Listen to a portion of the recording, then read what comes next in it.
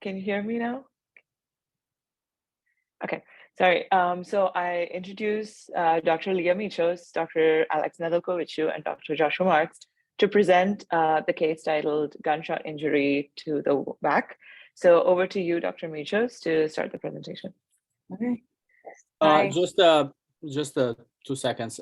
So Leah is one of our PGY4 surgery residents. Is actually interested in trauma and critical care, and we thought this is a good case to present from a couple of, teaching item standpoint. So there you go, Leah. Okay. Thank you for the opportunity to present our case. I'm Leah Michos. I'm a PGY4 going into applying to trauma right now, actually. So this presentation will be about a gunshot wound to the back. So our patient is a 32-year-old male with a gunshot wound to the back. He was diaphoretic on scene, not moving his bilateral lower extremities, and presented to the trauma bay as a code 1.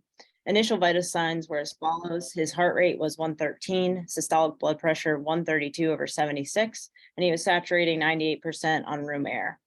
He had a peripheral IV when he arrived, normal saline was running, and he arrived with a C-collar on a hard board. We noted he had a gunshot wound to the right lower quadrant, posterior scalp, and posterior left back. On primary survey, his airway was intact. He had bilateral breath sounds. His systolic blood pressure was 90, heart rate of 125. He had a GCS of 15, but was unable to move his bilateral lower extremities.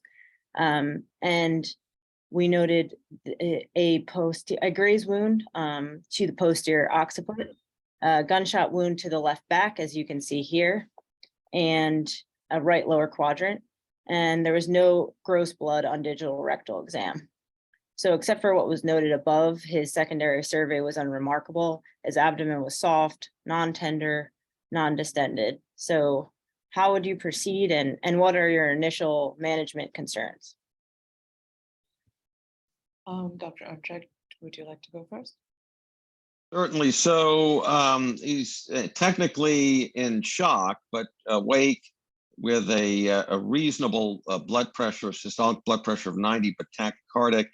And I would do a quick evaluation just to evaluate the injury. So that the bullet wounds, they look like both 2 entry wounds or entry and exit, if I can just ask preliminarily.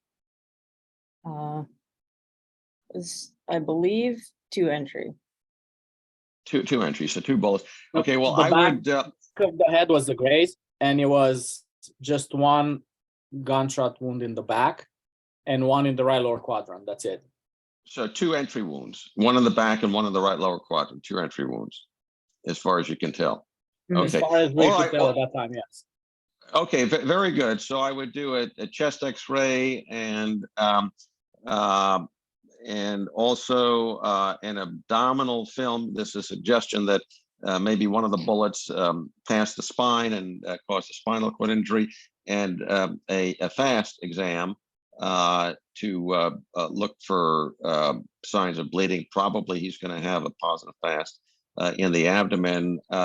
I would arrange to have blood, and I think it's reasonable to give him 1 unit of blood to see the response, if that corrects the tachycardia. And although I wouldn't try to resuscitate too much, because you can unleash further bleeding, have the catheter and prepare to go to the operating room. Thank you, Dr. Armstrong. Dr. Fraga, would you like to make any comments? Good morning. Morning. So I think it's a surgical case. This patient he needs laparotomy to start. You can do the FACS exam. You can have an X-ray just to make sure if it's only 1 gunshot, no bullet in the body of the patient. You need to activate blood. This patient is on shock, so you need blood, and send the patient to OR. Some surgeons like to have a CT before the laparotomy. If you are sure that this is entrance and exit of the wound in this region, maybe a hepatic injury, I don't know if the CT is truly necessary, but if the patient become stable, it's not a problem have the CT, but it's a surgical patient, laparotomy. Thank you. Thank you, Dr. Fraga. Dr. Supa, would you like to make your comments? Yes, I agree with Dr. Untrat and Dr. Fraga. I think we can give him some fluid and activate the blood transfusion and see how he responds to the fluid. And meanwhile, we can give him, we can perform fast exam to check for the blood in the belly and to do the quick chest X-ray and abdominal film.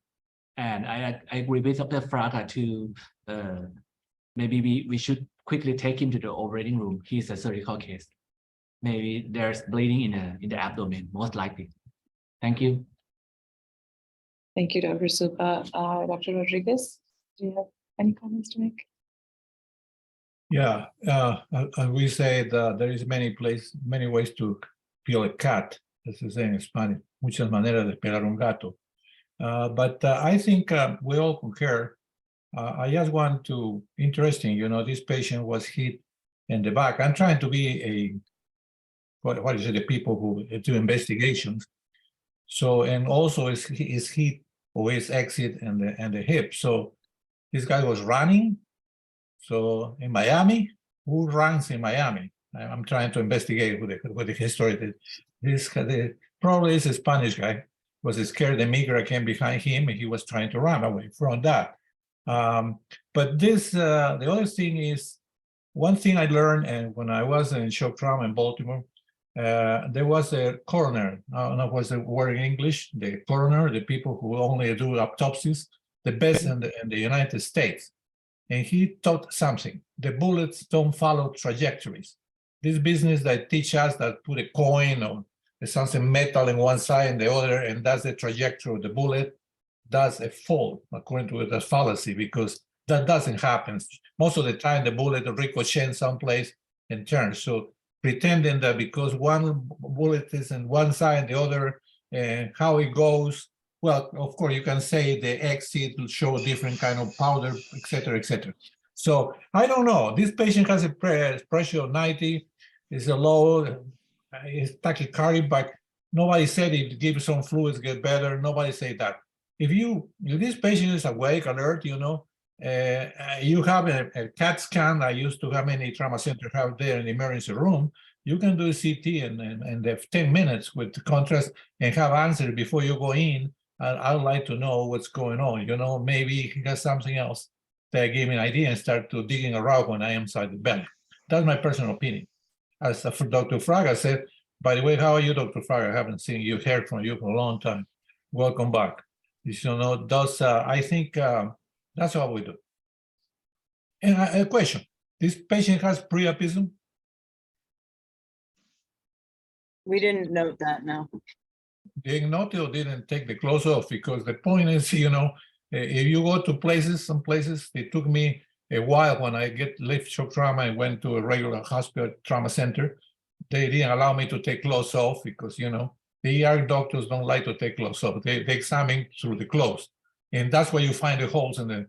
And, you know, he has a spinal cord injury. Many of these patients have priapism. That's what I'm asking. Okay. Thank you, Dr. Rodriguez. Dr. Hodgman, do you have any comments? I came late and I'm sorry, I have to cover a case in the OR, so I don't know if I will be able to stay, but one of my partners, Dr. Kim, is here. So maybe she can comment, but bottom line is I would do at least a KUB just to see if there is one bullet or two bullets. I don't know if that was done already, because this could be two entrances based on the picture that I am seeing. And go from there. Obviously, one of the bullets hit the spine, so That would I would basically do. And after that, this patient doesn't look very stable, so probably have to go to the operating room. But that's all I can say for now. Thank you. Thank you, Dr. Hodgman. Dr. Armstrong, do you? Yeah, if I can just add something, you know, with the possibility of the bullet hitting the spine and patient paraplegic, the shock could actually be spinal shock, not hypovolemic shock. So that's the issue. I think the FAST would see if there's a lot of bleeding in the belly, or if it's a negative FAST and the X-ray, the chest X-ray is normal, then he might respond to treatment for spinal shock with a mild some phenylephrine, whatever, but and then you have time to work him up. You can do he'll be stable. You can do a CT scan if he's not actively bleeding, but it looks like he'll still need to go to the operating room for some intra-abdominal injury, some bowel injury, whatever. Thank you, Dr. Armstrong. Okay, back to you. Dr. Can you tell me how you pronounce your name? I'm sorry, I think I've been saying it wrong. Michos, but you can just call me Leah. Okay, Leah. Okay, back to you, Leah. There's another doctor they want to talk. We have Dr. Frisbee. Dr. Frisbee. Dr. Frisbee, I know you just joined, so that's why I didn't ask you. I was waiting for you to catch up. Dr. Frisbee, do you want to comment now? You're muted, Dr. Frisbee. We can't hear you.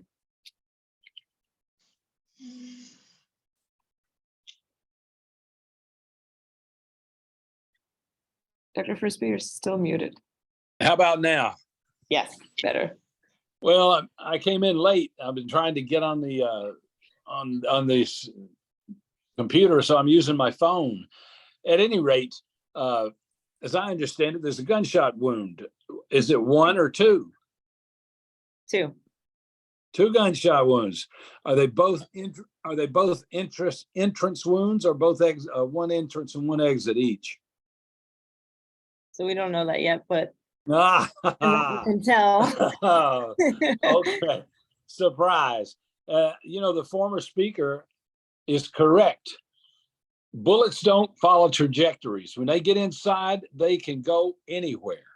So first thing you're going to have is at least a KUB, or I'd put him, as long as you're clinically sure that he can manage it and not drop his pressure.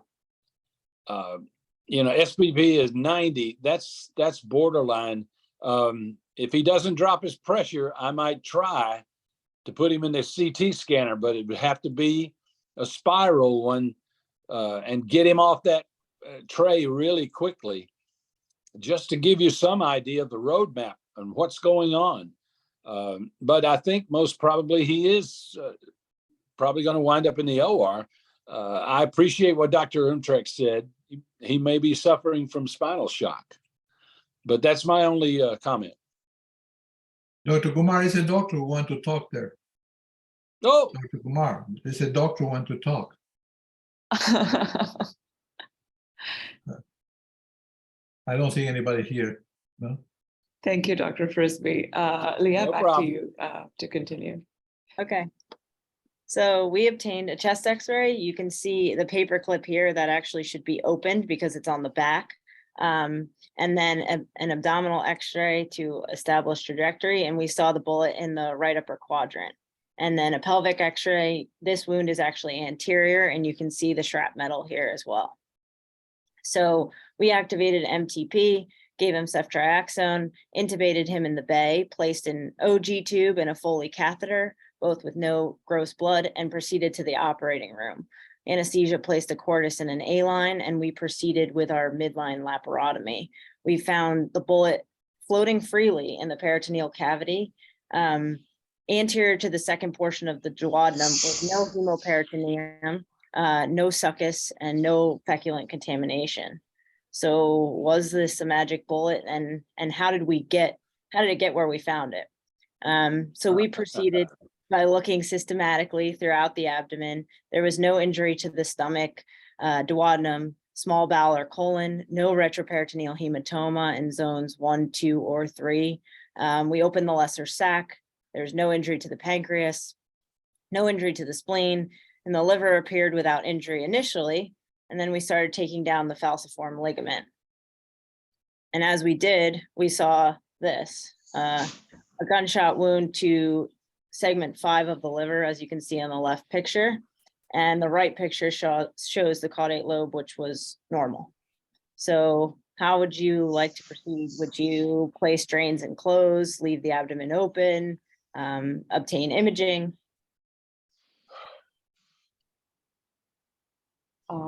Thank you, Leah. Dr. Supa, would you like to make your comments first? Yes. In this situation, the patient has no bleeding in the abdomen, and if he remains stable at this point, I think we don't have to do anything surgically to this liver wound. You can just place the drain, and if we are sure that there's no further injury that needs to be rated on in the abdomen, we can put the drain and close the abdomen and send him for the CT scan to evaluate his chest and spinal injury. Thank you very much. Thank you, Dr. Supa. Dr. Fraga, would you like to make any comments?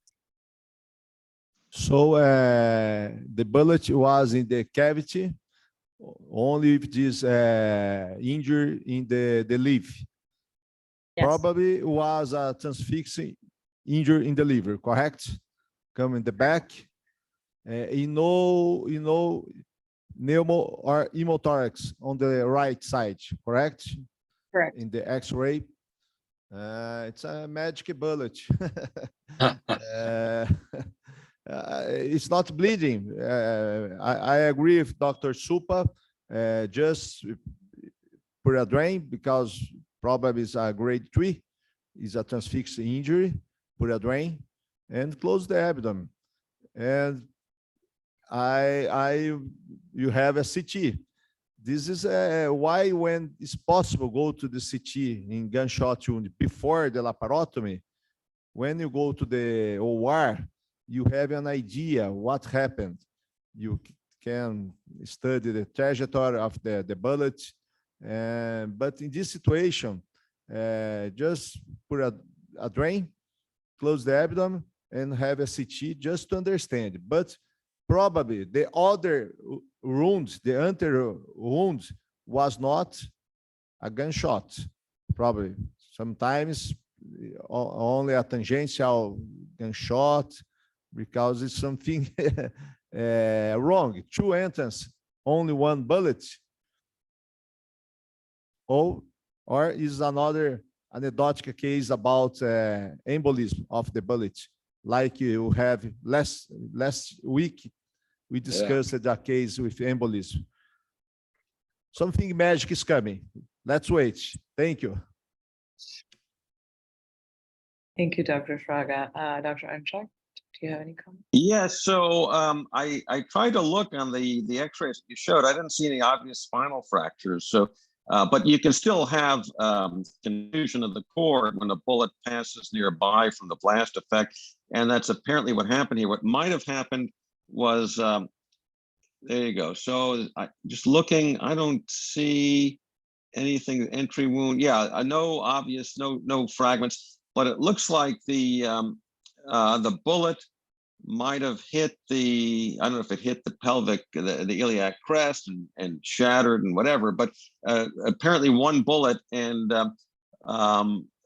so in this case, I agree with Dr. Supa and Dr. Fraga that by all means leave a drain, close the abdomen, and then you can take him to the CT scan, study him up, including with oral contrast to rule out or you explored well, and you're confident there's no duodenal injury, no bowel injury. I suppose that's okay. You can still watch them, but then look for evidence of the spinal cord injury that probably is irremediable at this point. But you still need to do it and maybe consult a neurosurgeon. But there you go. I think a CT scan initially might have avoided the laparotomy, but you didn't lose much by exploring. Oh, also, if I just to add, so based on the earlier 2 slides ago, then you got the answer is no to Dr. Rodriguez's Great. question. There you go. The important question. I don't know if he's still online, but so the answer is no to that.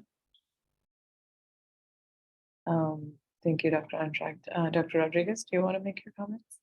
Yeah, I was the one who said do the CT first, but I guess you guys, this is from Jefferson, this case from Jefferson, or this is the case from Miami? Where is that case from?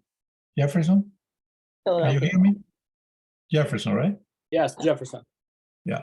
By the way, the chest X-ray, I'm not criticizing, but it looks like the X-rays within the 60s. The quality, you have an old CT X-ray because they're supposed to be more accurate, more clear. This X-rays, very old machine you should have there. But anyway, if I do CT first, probably I find out that there was a liver injury. And if we agree with you, we believe you that you examine very carefully. You open the lesser sac, you saw the pancreas, you saw that you didn't cauterize the duodenum because it didn't need to be cauterized. Maybe that's not your idea. I don't know. But let's pretend that you were very good, thorough, and examine everything. And the question is, if my CT indicate that was just a liver injury, this is for controversy, okay? This is controversial. Can you treat a liver injury isolated with no operation? Well, some guy called Feliciano, and then everybody followed, the train said that you can treat gunshot wounds of the liver, without nothing, non-operative management. Well, good luck. I mean, I wouldn't do that. I don't sleep well, be knowing I have a gunshot wound in the liver, because you have to be sure that you don't have a colon injury or other injury that can be disastrous, In this case, I think everybody did the right thing. If that's what it is, which I don't know to believe that what you're saying, that you examined very well, you didn't see hematomas any place, you didn't see nothing any place, like suddenly this hole there is there, And well, I already did my CT. I assume I had to rule out, because it was good contrast, that that's why the CT is so beautiful, I used to CT everybody in Baltimore, there's like Hiroshima and Nagasaki, everybody's glowing in Baltimore when I was there. We do whole CTs, and it took only 5 minutes to do that. Anyway, so everybody, I agree, if you open and find that, and whatever, nobody is going to open that. One thing I wouldn't put in a transfixing suture there if it's not bleeding, more if I put that, it's going to start bleeding. Don't mess with something it's not bleeding, you don't touch it. Okay, we agree with that. I think all of them, well, I'm sure at the end we're going to be all wrong. That's what they present in this case, but that's what we do.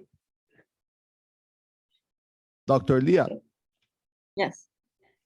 can you show us again the X-ray, the pelvic X-ray? Yes. I have a question from Dr. Wesley. He's a medical student. You can observe there are some fragments of the bullet close to the iliac bone. So probably this projectile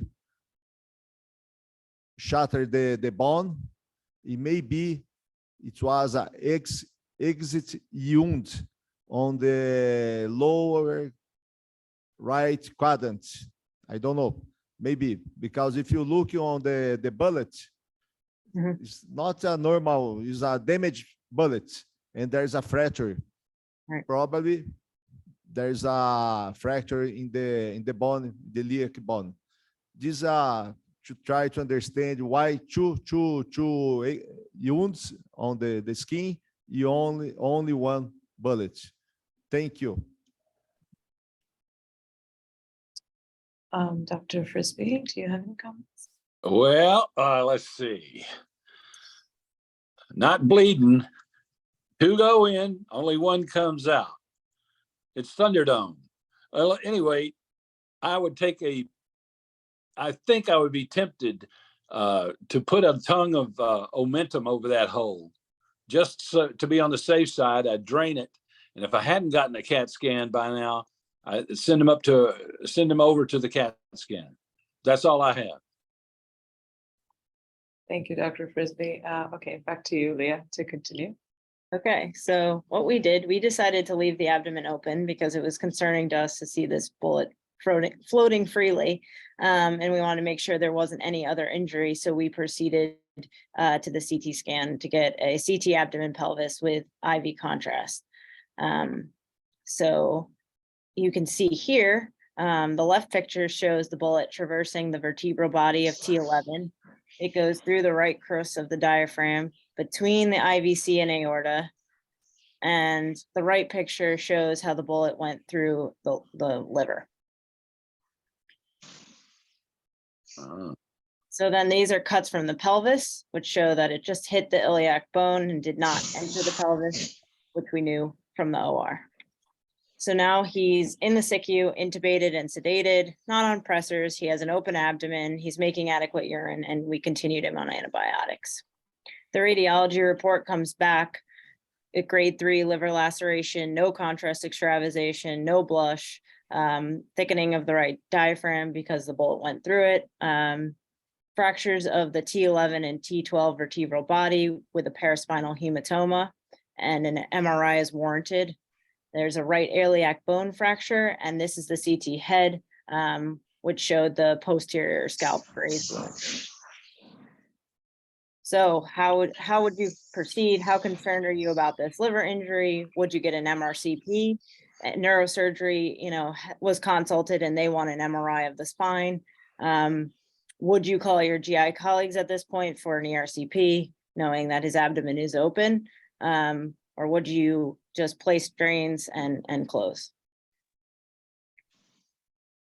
Dr. Fraga, would you want to make your comments first?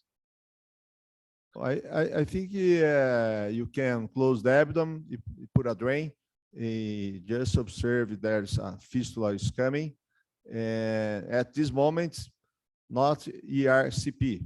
Maybe later, if you have a fistula with a high depth, maybe you need a ERCP, but not at this moment. And follow these patients because it's not a usual case, but it's a transfixer injury. Sometimes nothing will happen and the patient will recover very well. Thank you. Thank you, Dr. Fraga. Dr. Supao, do you have any comments to make? Since we have to go back to the abdomen and do the second look operation before closing the abdomen, I think we should just examine the hepatoid ligament carefully to check for any bile leak or bile injury. And if we cannot see any injury at the common bile duct, we can just leave the drain and close the abdomen and do the MRI of the spine. I agree with Dr. Fraga that we don't need ERCP at this moment. But if the patient puts out bile later, we may think about ERCP or MRCP at that stage. Thank you. Thank you, Dr. Supa. Dr. Frisbee, do you have any comments? Yeah, I think I appreciate all the comments, especially Supra's. That hole in the diaphragm kind of concerns me. You can't leave a hole in the diaphragm unless you're willing to know that if you're watching them, you're going to know it's going to get bigger. And if you are trained by David Feliciano, as I was, if that's the right lobe and it's that, that small of a hole, just you're going to rely on the pressure of the diaphragm and everything to keep that intact.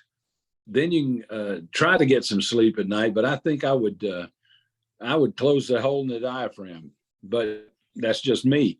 And again, I don't think you need an ERCP or a bile scan or any of that stuff, but unless the patient demonstrates to you that he's got hemophilia. That's all I've got. Thank you, Dr. Frisbee. Dr. Arntrack, do you have any comments? Yeah. So how long has this been now since the injury? How many hours? Dr. Micah? Yeah, a couple hours. We went to the OR and then got imaging right after. Yeah. So. Okay. Yeah. So I agree. I wouldn't do ERCP now, and in fact, I would do the MRI first, call the neurosurgeon, have a look at it to the MRI, see if there's anything they can do.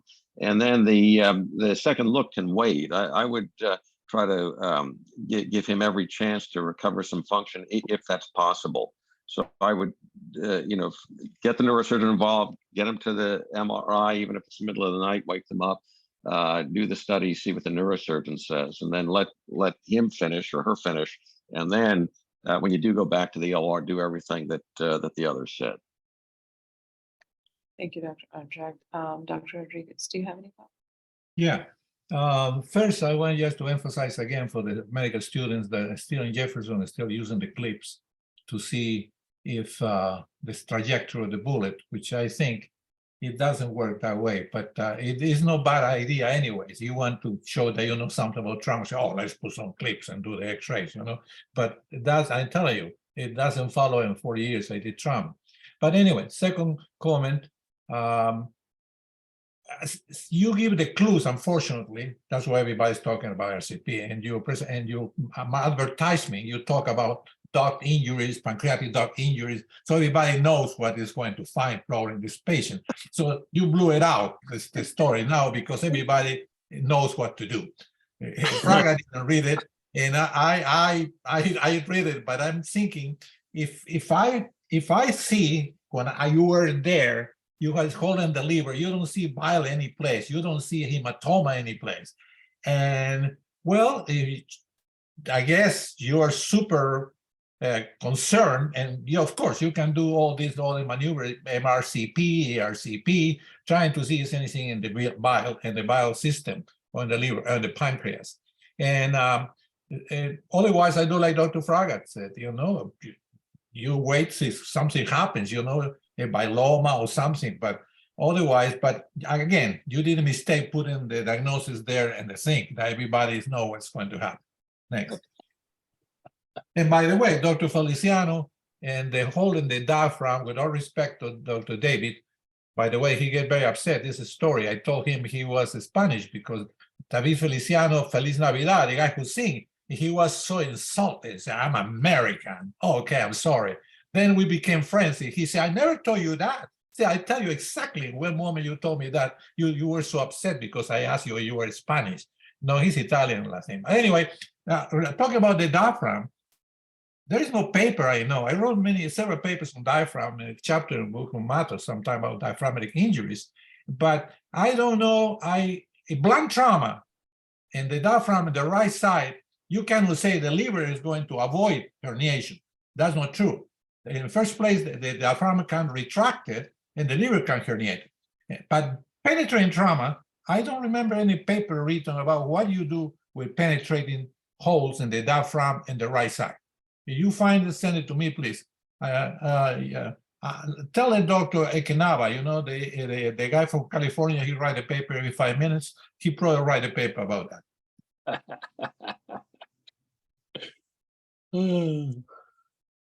Thank you, Dr. Rodriguez. Leah, I'm going to give it back to you to continue. Okay.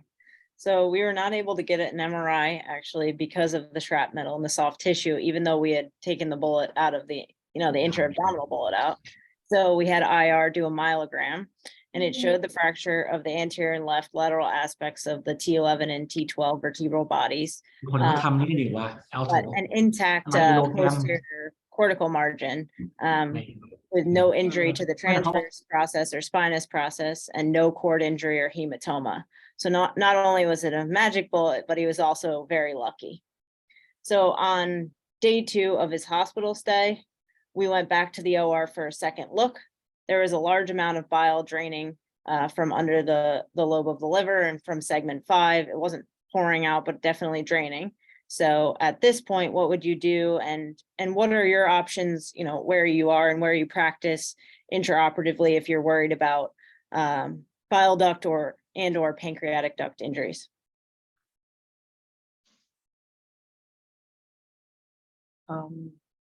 Thank you, Leah. Dr. Rodriguez, do you want to make your comments first? Yeah, well, in the old days, we probably do, an intraoperatively retrograde ERCP, there, and and hopefully you know how to read it. To be honest with you, in the old days, we just put a little cannula and shoot some contrast, and the colédocus and seal the whole system, But now you can do ARCP, a retrograde colangiopancreatography, But I read that some people does sonography. But to do sonography to see the dot, and little words in that paper said you had to be good, preferable to have some training how to do sonography and look the duct and the pancreas. I don't know how to do that. I am very good in sonography in general, but no looking the duct and the pancreas. They specify you better know a lot more than you have to put a probe and say, oh, I don't see anything. So this is another option, So and I am surprised that, well, maybe you say you didn't see any bile stain or anything when you were there, Right. Either you were thinking something else, you didn't look at that, or there was there, or maybe that's the way the history of the disease is, maybe blow out for pressure and then you have bile. But it was good. You didn't close, you didn't close the abdomen, you put it up there and look again. Thank you, Dr. Rodriguez. Dr. Supa, do you have any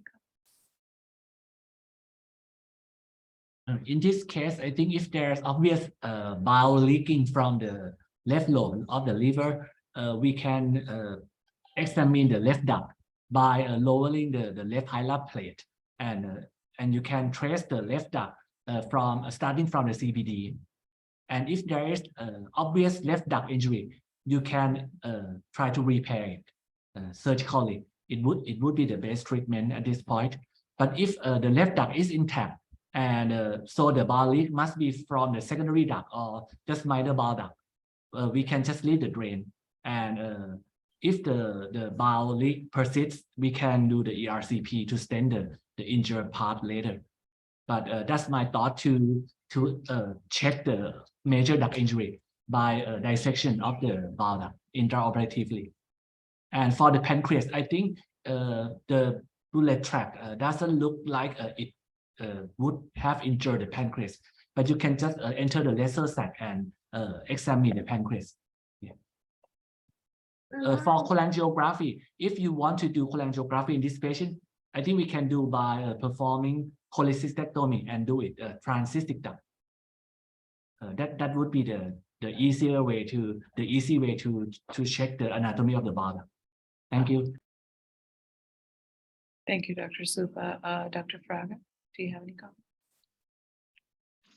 Yeah, the first thing is look again at the CT. Try to look for pancreatic injury at the CT with experienced radiologist, because at this moment, no suspicion of pancreatic injury on CT.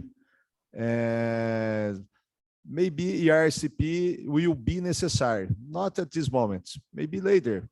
I think I put the drain, make it simple, and wait the evolution of the patient, because at this time you have 2 days of the injury, correct, Leah? 2 Correct. days. So put the drain, close the abdomen, and wait. If the patient has the fistula, but certainly you review the CT with a radiologist, and not do cholecystectomy, not seeing it that can increase the morbidity of the patients. Thank you. Thank you, Dr. Fraga. Dr. Frisbee, would you like to make any comments? Oh, I appreciate all the comments. I would be tempted, really tempted, if you see bile, you got a leak, to do an ERCP and coil it. Where if you can find where it's leaking from, which duct or whatever, you can use coil or beads or whatever the radiologist wants to use, and stop that leak, rather than aggravating yourself and the patient with weeks of it. Because if it continues to leak, you're going to have a really sick patient. And especially if there's any kind of pancreatic duct leak, we're going to have to deal with that at this time. But that's my only comment. Thank you, Dr. Frisbee. Dr. Amtrak, do you have any comments? Yes, I agree with Dr. Supa on this one. So the bullet, you say a lot of bile coming from segment 5, so near the gallbladder bed. Anyway, I would, in this case, you're already there. I would take the gallbladder down from above and then do a cholangiogram. And then if the hepatobiliary tree is intact, you'll be able to see flow into the duodenum. And if you opacify both hepatic ducts without an obvious leak, and then it looks like the leak is a peripheral duct, then I would just treat it with a drain. Otherwise, if there's disruption of one of the right or left hepatic duct, then you have to deal with it. Either repair it directly and leave a T-tube, or you may have to bring a Roux-y limb up if one of the other hepatic ducts is completely severed, which I don't think would be the case. But I would evaluate through a cholecystectomy, intraoperative cholangiogram, which I don't know if you've ever done, if you still do them during lap choles, but it used to be routine for us during open choles, but that's what I would do in this case. Mm-hmm. And then at the end, leave the big drains if there's no obvious injury to the main hepatobiliary tree. Thank you, Dr. Amtrak. Dr. Supa? Yes. I think we have Dr. Kim, Dr. Hodgman colleague. She's in the case too. Dr. Kim, are you here? Would you like to make any comments? Yes, thank you. I am in the again, my name is Uncho. I'm at Tufts Medical. My inclination is to close at the moment as long as he remains hemodynamically stable and use ERCP and plus drains to control that bile leak. I think further exploring of the hepatic duct in a narrow bullet track would be very difficult, and manipulating the whole left duct will be also kind of covering maybe affecting too much of the other healthy lobes. Thank you so much, Dr. Kim, for your input. Back to Leah. Can I make another comment? And one of the things that Dr. Fraga, I'm agreeing with him so many times. It's hard for me to believe, but I always agree with you, Dr. Fraga. I will, to tell me there is I get spoiled when I grew up in trauma in Baltimore that we have a radiologist chief on call every day. So he can tell me there more than what I can see. He can say exactly what including he tell me what to do. Okay. But so I will consult if I've seen some radiologist tell me what do you see, because maybe it's something else I'm not seeing here. Could be a pancreatic injury that I think is not. Maybe it is. Okay, that's number one. Number two, we all agree I never have repaired a left hepatic duct or right hepatic duct. So you have done that, you're very good, because repair that duct is teeny tiny thing, you have to use, it's very small suture to repair that absorbable, hopefully. And can you ligate one of the ducts? If it's with the other duct is open, can you ligate it? I don't know. I know how to do a anastomosis, the hepatic jejunal anastomosis, but I never repair a duct. Anybody here in the audience that knows the repair of the little duct there? I don't know. And the other thing is, I want to know if the pancreas also, you are sure that the pancreas, when you examine, it looks perfectly fine. That's what you said, doctor, right? No, I have to believe you, I guess. I don't trust anybody, but I have to trust you this time. That's fair. Okay. Trust but verify, right? No, trust no one. That was my motto. Trust no one. Thank you all for the comments. I really appreciate it. So what we did was we did a cholecystectomy and an intraoperative cholangiogram via the cystic duct. You can see our fluoro shot on the right, and then on the left with contrast, the common bile duct and right hepatic duct looked okay, but the left hepatic duct, you can see where the contrast extravasate. And so there was concern for a major left hepatic duct injury. So we washed out the abdomen, placed 2 drains, closed his fascia, and returned him to the SICU. He was extubated on post-op day 2 from his takeback. We consulted GI for ERCP and stent placement as he was draining approximately half a liter of bile a day. This is the ERCP here.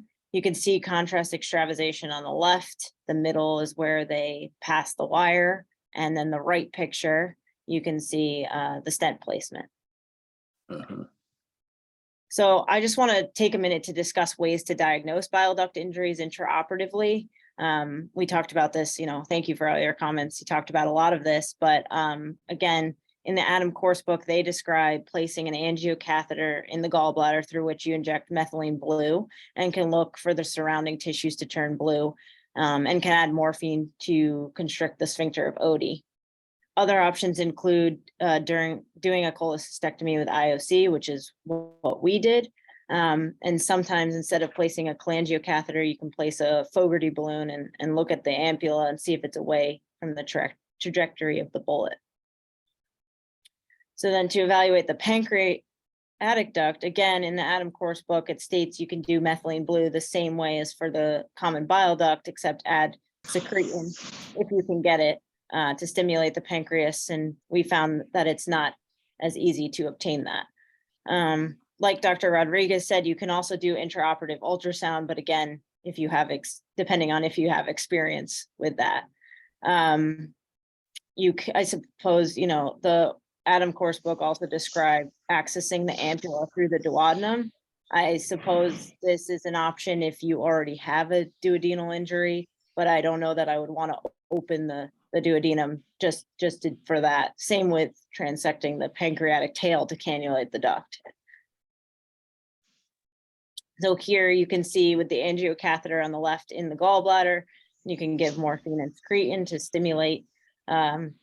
And this can lead to blue staining of the tissue around the pancreas if there is an injury, and that would be diagnostic. So this is an important abstract that we found where they performed intraoperative cholangiopancreatography for a trauma case where they accessed the ampulla of Vater via the cystic duct. And this is the group from Memphis that presented this at the ACS video session in October of last year. So the left side of the screen, the picture here shows a schematic of the Fogarty balloon placed via the cystic duct into the duodenum. And then on the right side, this shows the cholangiocatheter placed right next to it through which you can give contrast.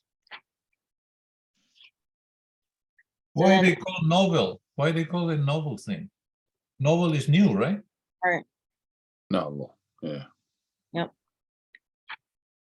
This was the abstract that we found, yeah. And they inflated the balloon here in the ampulla to allow contrast to backflow through the pancreatic duct, if you needed to look at that. So here on the left, you can see the arrow pointing to the balloon of the Fogarty and no contrast in the distal common bile duct. And on the right, you can see the contrast backflowing into the pancreatic duct. So this picture shows the Fogarty balloon removed and the cholangiocatheter in the cystic duct and a complete evaluation of the biliary tree. So this idea that this team from Memphis came up with started with intraoperative cholangiogram during a lap chole for choledochal lithiasis, where a stone was impacted in the distal common bile duct. And when they did the contrast study, they saw the dilated common bile duct and backflowing into the pancreatic duct. So they figured you could achieve the same thing with a Fogarty balloon if you need to evaluate both the common bile duct and the pancreatic duct. And then just one slide on anatomy. Majority of patients have a common bile duct and pancreatic duct which join and drain together. So you can see here how a balloon at the major papilla will occlude and you get backflow into the pancreatic duct. So back to our case, our patient is now extubated. He's moving his bilateral extremities, but complaining of paresthesias of his right lower extremity. His diet was advanced. He did require bladder training. He had 2 more IR drains placed for a collection in the right upper quadrant, but was eventually discharged to rehab. And on follow-up 2 months post-injury, his drains were removed and so was his stent. And then lastly, before final comments, I just wanted to go over these few slides regarding diagnosis and management of bile leaks. So this study was published in the Journal of Trauma and Acute Care Surgery in December of 2022, which discussed the diagnosis and management of bile leaks after severe liver injury. In the intro, they discussed how severe injury can occur after blunt and penetrating trauma and cause numerous complications, and that the nuances of bile leaks after traumatic injury are not well defined because most of the evidence-based management is based on bile leaks after cholecystectomy. They discuss how ERCP with sphincterotomy has been the mainstay of management. However, some bile leaks can be managed successfully with observation and or percutaneous drainage alone. So their study looked at patients with a grade 3 or above liver injury from February 2011 to January 2021. They excluded patients who were less than 16, who were pregnant, who were transferred, had underlying cirrhosis, prior gastric bypass, or an injury precluding ERCP. And they looked at the following variables. So they had 2,225 patients who met inclusion criteria, and 108 or 5% of them developed a bile leak. They noted that patients with a bile leak were more likely to be injured by a penetrating mechanism, had a higher AIS of the abdomen pelvis, had a higher liver injury grades, had a longer hospital and ICU length of stay, and longer ventilator days. Most patients were managed with an ERCP, 55% of them. 30% were managed with drain placement alone, and 50% underwent operative intervention, and 1% PTBD.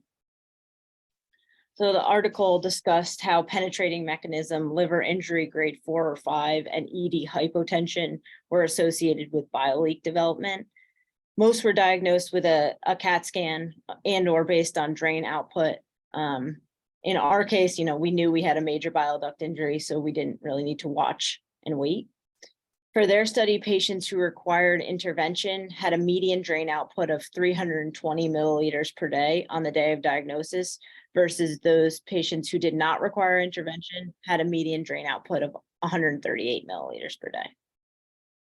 And they concluded that patients who underwent ERCP had a drain output of 300 to 400 milliliters a day, and proposed that bile leaks with an initial output of less than 300 milliliters a day be managed with close observation or percutaneous drainage alone. But they noted that, ERCP remains the mainstay of therapy for bile leaks undergoing intervention because it has a high success rate and low complication rate. Thank you again for allowing me to present, and I'll open it up to more comments. Thank you, Leah. That was a really interesting case, and I think I personally learned a lot from it. So I'm going to ask the panelists for one last round of final comments. Dr. Frisbee, do you want to go first? Sure. Nice case. I hate the idea of having to operate on the bile system. It's scary as anything. Yeah. I think the good Lord made that system from leftovers. But to tell you the truth, did a good job. Very good job. Very nice case. Thank you. Thanks.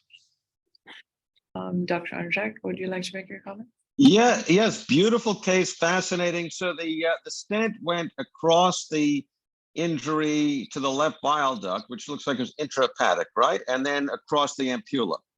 Okay, and would it work just as well with just a stent across the ampulla? No, I guess not, because the gastroenterologist thought to bridge the intrahepatic injury. So that was very nicely done. And then how many open cholecystectomies do you get to do nowadays? Is this one of a few or one of many that you've done?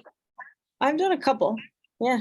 So we get some nasty gallbladders, unfortunately. a couple by the fourth year. That's pretty good. But you're probably also good at doing the nasty gallbladders laparoscopically. But it's good that you got to see it's the same operation, just you don't see as well. But well done. Very nice case. Thank you, Dr. Anjak. Dr. Fraga, do you have any final comments? Excellent case. Congratulations, Leah, for your presentation and for your review of the literature. Very interesting. And it's a critical problem when you have this lake, this bile lake, and it's a difficult case, but congratulations for the treatment your team offers to the patients. Thank you. Thank you, Dr. Fraga. Dr. Supa, do you have any final comments? Thank you, Leah, for presenting this case, and thank you, Alex, for this wonderful morning conference.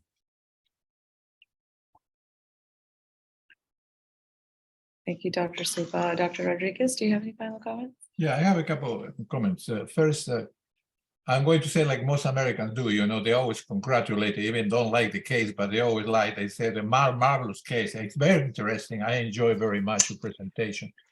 Latinos usually criticize most of the time, except Brazilians who are more, they think like Americans, most of the Brazilians are different. But anyway, I think this case, I'm going to do some historical points if it's helpful. About 30 years ago, when we have in shock trauma in Baltimore cases, very bad cases of biliary tree injury, when there was no ARCP, there was no stenting, was nothing like that. We sent it to the Leahy Clinic with Dr. Rossi, used to do these cases. I don't know what he did it, or probably they opened the liver. I don't know what it. He was a biliaropancreatic specialist, Dr. Rossi, ended his life in Chile. But anyway, he was in the Leahy Clinic. The second point is for the residents. They talk about pancreatic injuries. One of the two things I learned from Dr. Feliciano is that one of the few honest trauma surgeons in the United States, because he always said the truth. Many of the trauma surgeons, they say things, I'm not sure they really do what they say they do. Second, he said something very, very interesting I learned. You know, when you go and see the pancreas, the duct is the less important thing at that moment when you open, is bleeding, because the patient died of hemorrhage. It doesn't die at that moment of duct injury.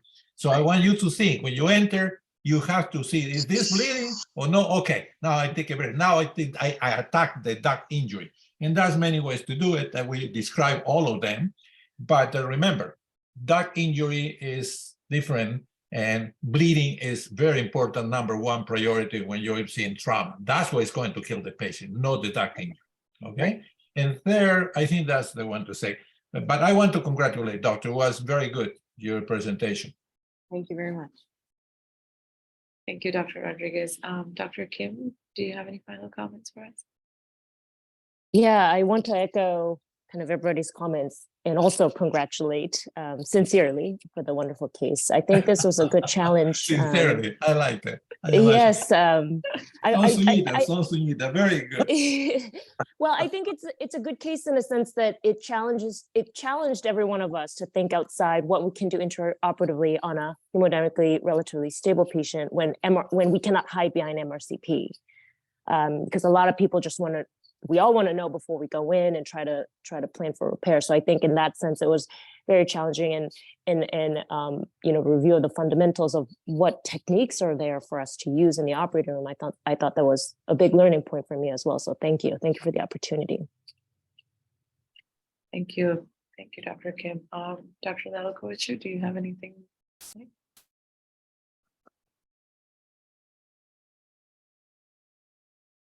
Try to multitask here a little bit. I'm not very good at multitasking. Can you hear me? Can you hear me? Yes, we can hear you. Thanks everyone for the nice comments. And Dr. Rodriguez, thank you for your comments too. And I think it was for us was kind of as the previous speaker said, you know, what do you do when you cannot hide behind the MRCP? And that was the case. And I guess he did well. I don't know what would have happened if he wouldn't have been hypotensive in the ER, then would have maybe went to the scanner and then, other things would have happened. But this is how it unfolded. And I thought it was good to review what you do intraoperatively to diagnose bile duct and pancreatic duct injury. Thanks everyone for your comments and your insight. Nice to see you again, Alex.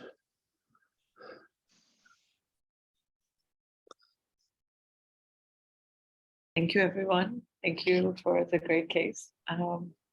See you all next Monday. Dr. Kumar, please send me some by email the invitation. Otherwise, I Yes, asked him, Dr. Rodriguez. and help me with my credit because I cannot get credit. They discriminate me and I cannot get credit.